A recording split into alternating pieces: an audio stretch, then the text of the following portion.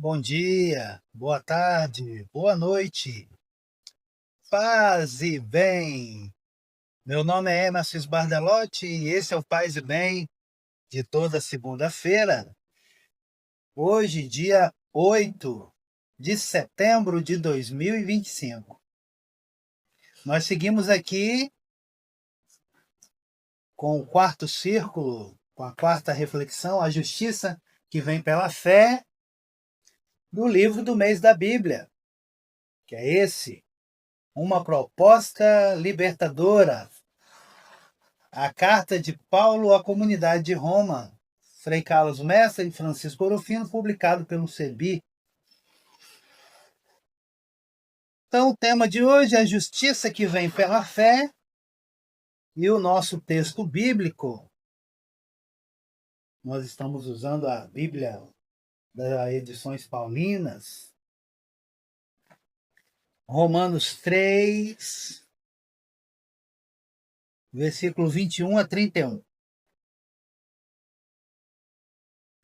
Agora, porém, independente da lei, a justiça de Deus, testemunhada pela lei e pelos profetas, tornou-se manifesta. Justiça de Deus, mediante a fé em Jesus Cristo, para todos os que creem, pois não há distinção. Com efeito, todos pecaram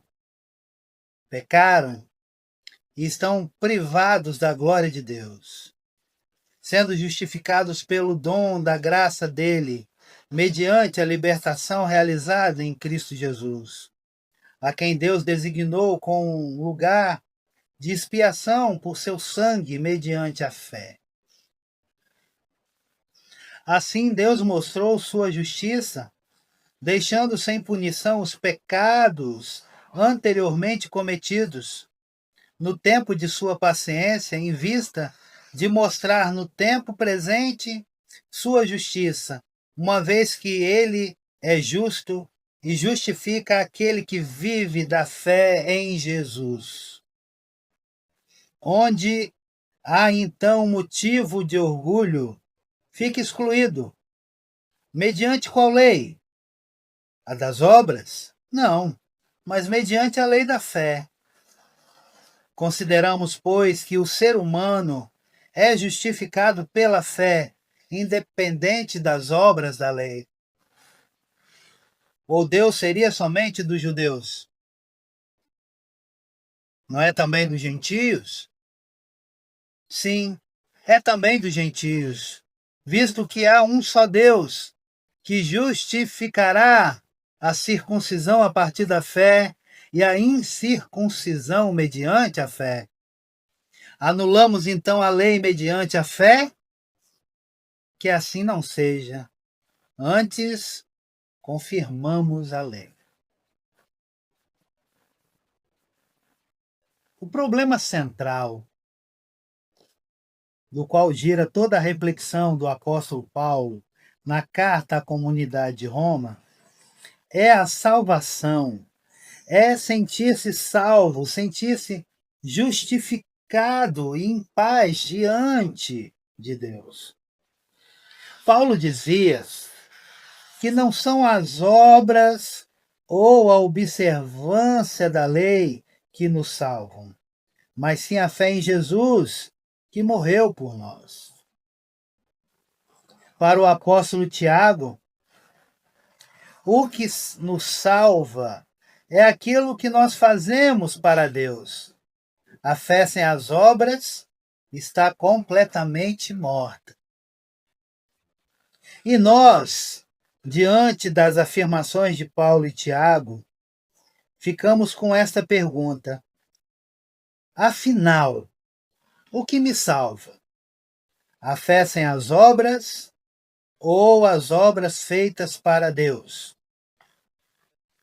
Essa discussão vem de longe, desde os tempos de Paulo e Tiago, desde Jesus e os fariseus, desde Lutero e os católicos.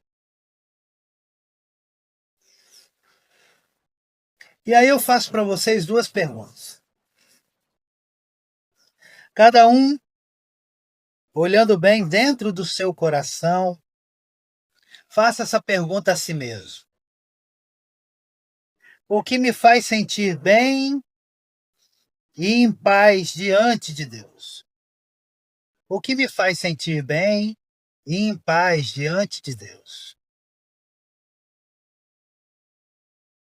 Para você, minha irmã e meu irmão, que me assiste, o que nos salva? A fé sem as obras ou as obras feitas para Deus? Me responde, me responde aqui nos comentários e vamos conversar a respeito.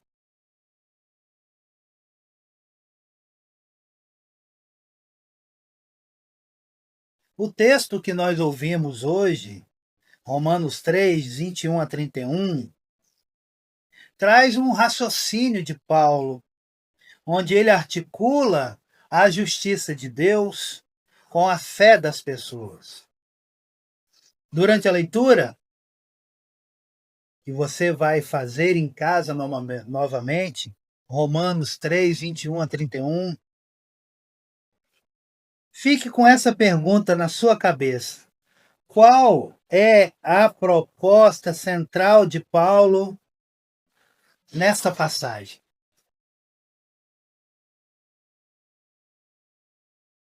Qual parte do texto mais chamou sua atenção e por quê? Qual é a proposta central, né, nessa passagem? O que tudo isso nos ensina hoje? O que tudo isso nos ensina hoje? Então, se você pegar por partes, nós podemos dividir o texto de hoje em três partes. Romanos 3, 21, 24, que é a justiça que vem de Deus. Romanos 3, 25 a 26, a libertação definitiva pelo sangue de Cristo. E, por último, Romanos 3, 27 a 31, esclarecendo a tensão entre a lei e obras. Então, a primeira parte, Romanos 3, 21 a 24, a justiça que vem de Deus. Paulo começa, então, a aprofundar a sua proposta. Ele inicia afirmando que a justiça de Deus, testemunhada pela lei e pelos profetas, assume o rosto de Jesus Cristo e em Cristo todos os judeus e pagãos são justificados gratuitamente porque em Jesus somos libertados dos nossos pecados. Nós somos sempre libertados dos nossos pecados. Gente, eu digo sempre que maior do que o pecado é a graça de Deus. A graça de Deus, ela está no início das nossas vidas com o nosso primeiro suspiro. A graça de Deus está durante toda a nossa vida. E a graça de Deus está no momento final de nossa vida. Portanto, não há espaço para o pecado em nossas vidas. Se a graça de Deus abunda em nossa vida. Não caia nessa conversa fiada desse pessoal fundamentalista, é fundamentalista, mas sem fundamento, né? Que vive pregando que pecado, pecado, pecado, tudo é pecado. Não, tudo é graça. Tudo é graça de Deus. E onde está a graça de Deus, não tem pecado. Para Paulo, Jesus é a manifestação da verdadeira justiça de Deus. Judeus e pagãos necessitam da fé em Jesus Cristo para serem justificados. Para Paulo, Jesus é a manifestação da verdadeira justiça de Deus. Romanos 3, 25 a 26. a libertação definitiva pelo sangue de Cristo. Paulo mostra que o instrumento de Deus para revelar a verdadeira justiça é o sangue de Cristo. Através de seu sangue, Jesus consegue o perdão para todos, judeus e gregos. Crer em Jesus Cristo é colocá-lo no centro da história humana, marcada pelos pecados, tanto os atuais quanto os de outrora. É claro, nós temos que fazer a nossa parte. Nós cometemos todos os dias muitas faltas, porque nós somos criaturas. Nós somos seres humanos falhos. Mas o pecado não pode ditar a minha vida. Eu não deixo o pecado ditar a minha vida.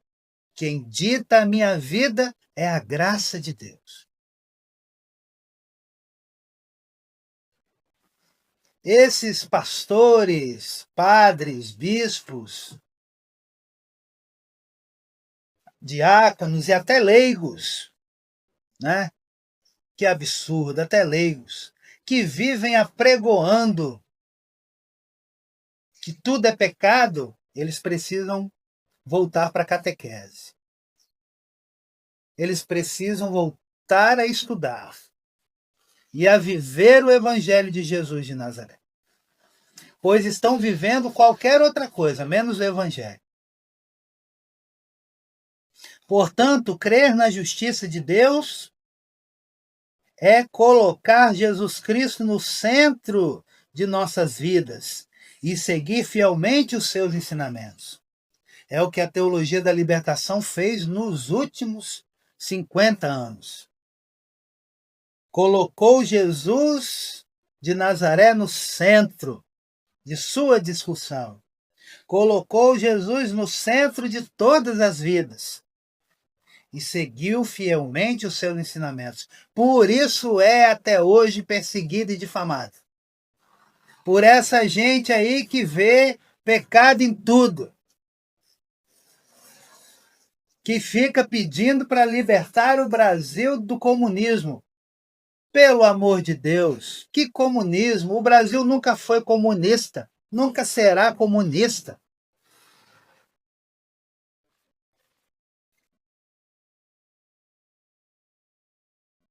Por que ficar trazendo à tona um monstro que não existe? Isso é falta de estudo. Isso é falta de coerência teológica e histórica. Isso é querer botar medo, mais medo, em pessoas que são infantilizadas na fé e não sabem nada de história do Brasil. Crer na justiça de Deus, aprendam isso. Crer na justiça de Deus é colocar Jesus Cristo no centro de nossas vidas e seguir fielmente os seus ensinamentos. Eu não tenho visto isso hoje em dia.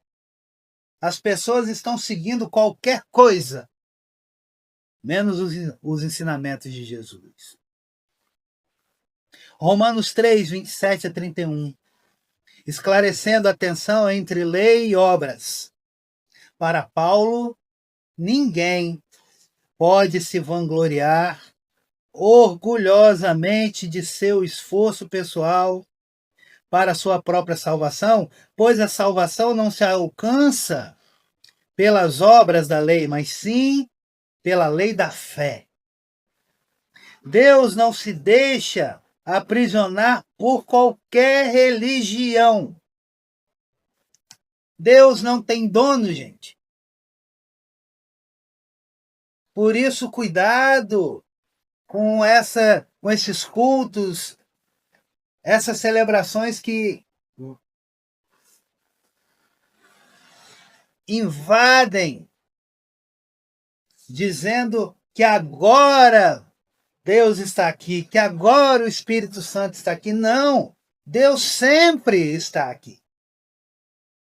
E está aqui porque Ele quer estar aqui, não porque nós queremos. Cuidado com esses falsos profetas. Cuidado com esses hereges.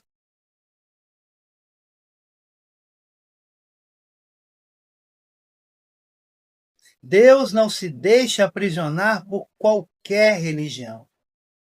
O cristianismo não é dono de Deus, o judaísmo não é dono de Deus, o islamismo não é dono de Deus. Qualquer religião que tenha Deus ou deusa, a religião não é dona de Deus.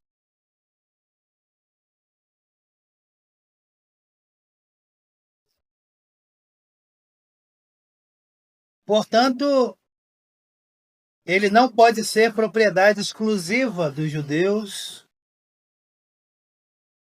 Ele é um só para Paulo. Ele é um só, o Deus de todos que justificará a todos por meio da fé. Isso é o que Paulo acreditava e que chegou até nós. Ele é um só, o Deus de todos que justificará a todos por meio da fé. Paulo conclui explicando que não quer afirmar que a fé esvazia o valor da lei. Não. A fé vai purificar o valor da lei. Porque nós vamos ler a lei a partir dos olhos, do coração e da mente de Jesus de Nazaré.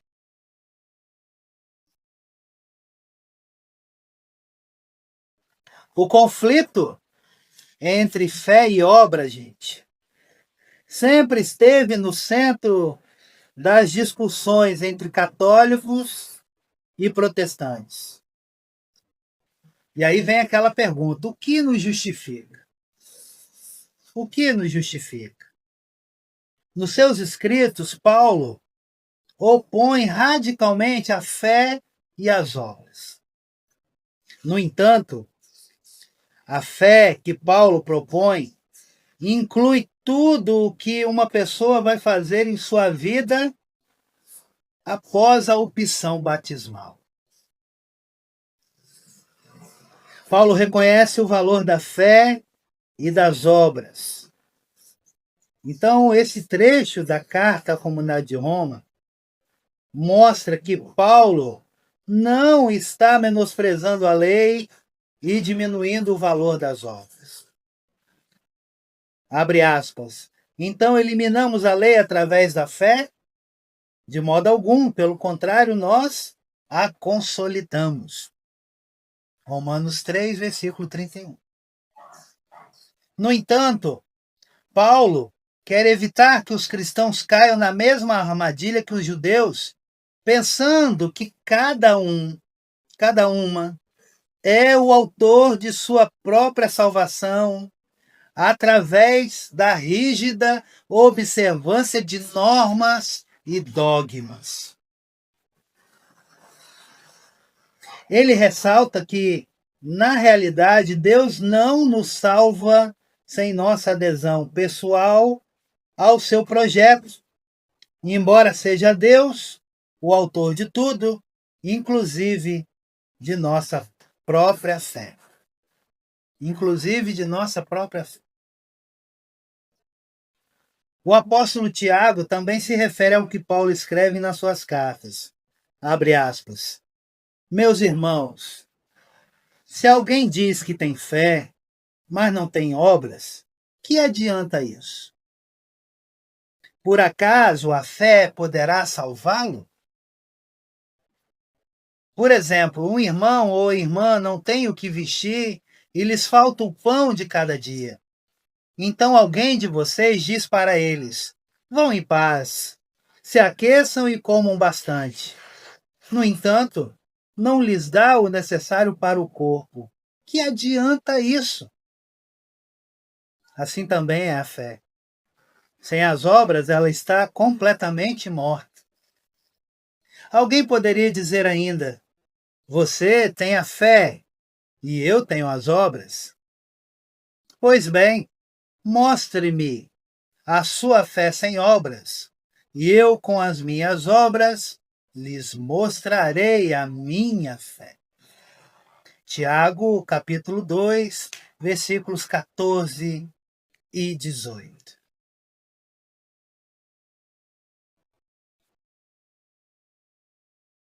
Que maravilha!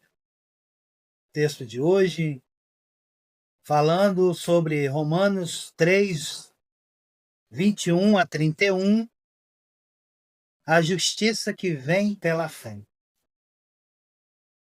Nós somos mulheres e homens que buscamos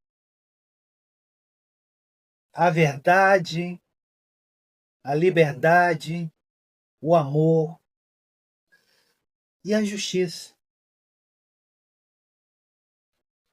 A justiça só virá se lutarmos, gente. A justiça só virá se lutarmos. Não dá para esperar a justiça sentado em nossas lindas poltronas, mexendo nos nossos celulares, vendo a vida passar lá fora.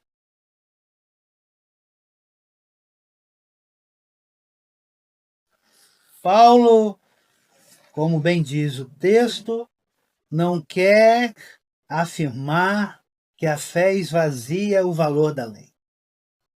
Nem está dizendo que ele é contrário às obras,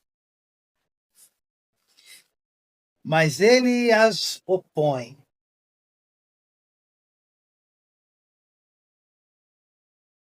Ele reconhece o valor tanto da fé quanto das obras. E nós? Como estamos fazendo isso hoje em dia? Eu estou dando valor mais à fé ou estou dando valor mais à obra? Ambas devem caminhar juntas, como nos ensinou Jesus de Nazaré. Como nos ensinou o Concílio Ecumênico Vaticano II. Como nos ensinaram as conferências episcopais latino-americanas.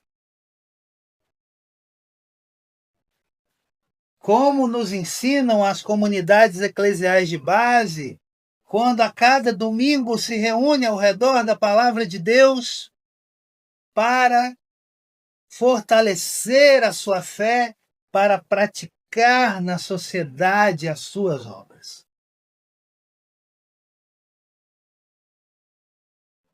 A justiça